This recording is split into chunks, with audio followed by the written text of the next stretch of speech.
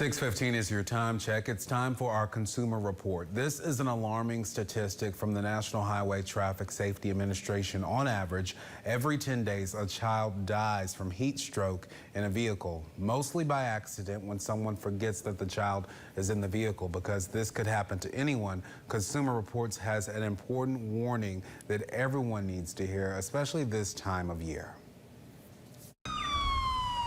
Hot car deaths happen all too often, leaving traumatic scars in their wake. In most cases, the child was unintentionally left inside the vehicle, often with a family's change in routine. But how can it happen? We have a powerful autopilot brain memory system, and it gets us to do things automatically. And in that process, we lose awareness of other things in our mind, including that there's a child in the car.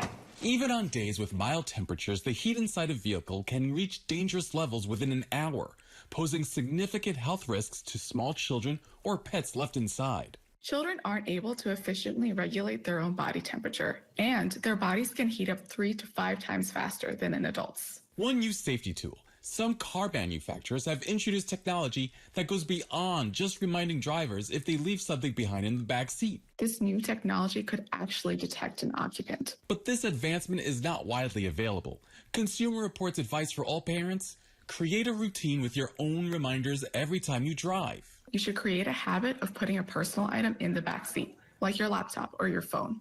This forces you to visit the back seat after every trip. And some people go so far as to say, put your shoe in the back. Give yourself a cue so that when you get out of the car, you have that reminder. It's an easy behavioral change, enough to trigger the brain to do something different that could save a life. This is David Fazekas. Thank you so much for that report. And we do want to let you know that Consumer Reports says if you're wondering if a cracked or open window or parking in the shade will help cool the car enough, the answer is no. That's why it's important to never leave a child unattended in a vehicle. We'll have more information on this on our website, WVVA.com. Now